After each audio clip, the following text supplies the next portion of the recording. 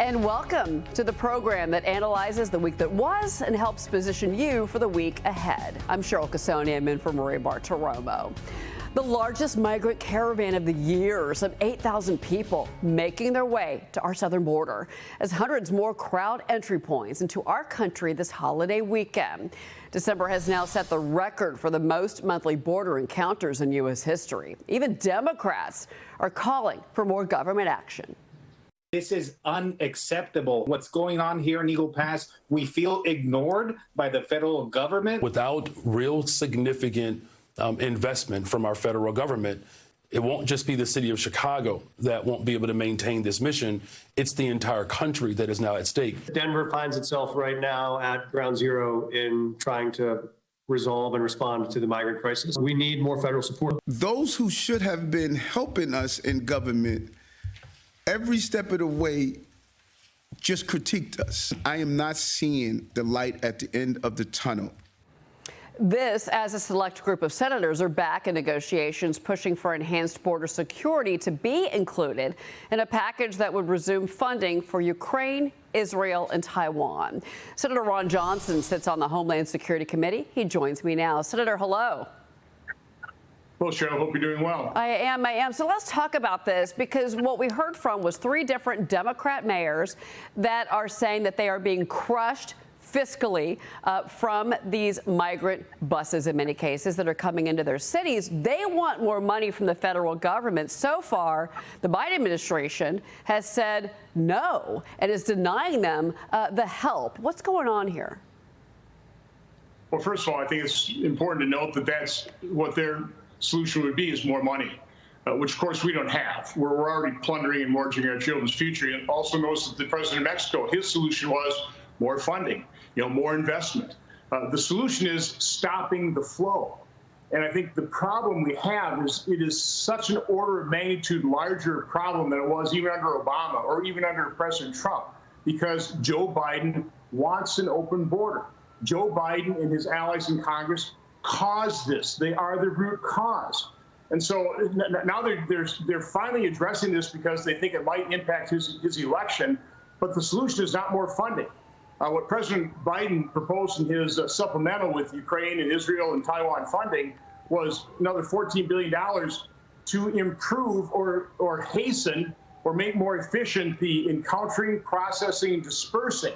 We need to shut this down. This is unprecedented level of migration. It's going to require unprecedented action to shut it down, to stop the flow. That's what we need to do. But how do you do that, Senator, when the Democrats control the Senate?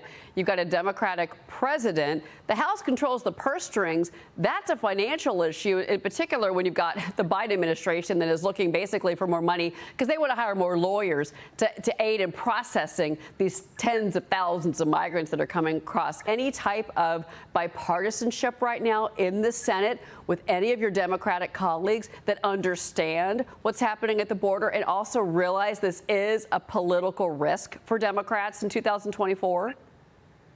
Well, certainly we're trying to use the administration's desire for more Ukraine funding as leverage to try and force this administration to secure the border. Now, I think Kyrsten Sinema is serious about trying to do something about this. I don't think the rest of the Democrat negotiators are. They're talking about reducing the flow. Go from 14,000 a day down to 10? Again, that's the order of magnitude. Remember, Jay Johnson said 1,000 migrants a day being encountered overwhelmed the system. But it's not just CBP. It's not just our Border Patrol that's being overwhelmed here. It is overwhelming mayors in every type of city, large and small. This is going to overwhelm education systems. This will overwhelm law enforcement and public safety. 6 million migrants, close to 2 million what they call gotaways, known gotaways. That's a misnomer. We have no idea who those people are. We don't know where most of the 6 million people went to, quite honestly. So this is going to have repercussions for not only years, maybe decades to come. This is a disaster. It's catastrophe. Democrats have to start understanding what a catastrophe it is that they have created. But again, they don't want to admit they're wrong.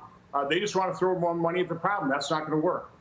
Well, it's good to hear that Kristen Sinema, obviously from Arizona, is someone that understands what's happening. And then you also have those in Texas, although those are Republican senators, that understand what's happening there as well.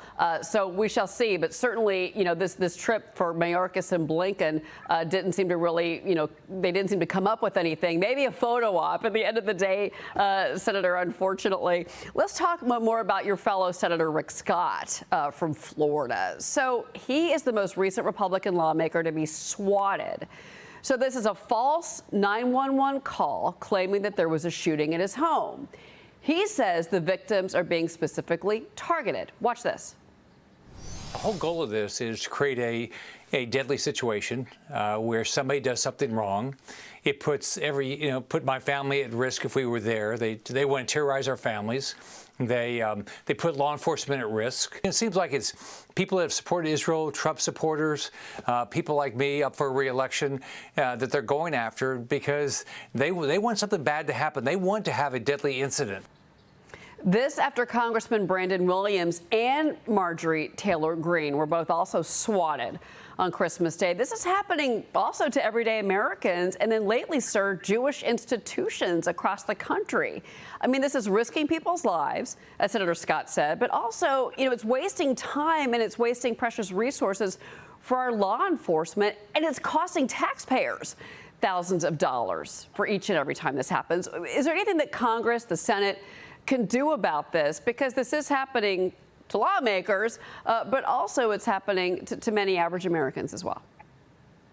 Well, it is reprehensible. And as Senator Scott said, this is meant to create a deadly situation. What we need is the FBI putting just a fraction of the effort that they put into rounding up January 6th protesters into investigating and bringing these people to justice. We need to find out who's doing the swatting, and we need to throw the book at them, prosecute them, put them in jail so that this stops. Before you run, Senator, obviously there's going to be a lot of legislative priorities on the docket for you and your colleagues when you return for 2024. What is your biggest priority right now, sir? It has to be securing our border. The Biden open border policy is a clear and present danger to America. That has to be our number one priority. So I think it will be of Republicans. There are a bunch of other things we need to do. We need to fund the government. There's a host of things we have to do, but we need to keep our nation safe, secure.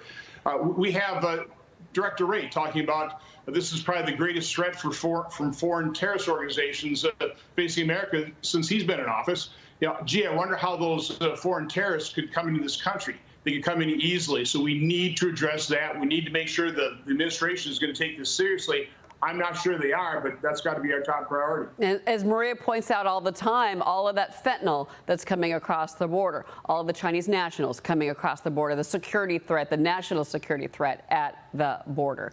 Well, Senator Ron Johnson, we certainly appreciate your voice on all of this. Thank you for being here. Have a happy New Year. All right, you too.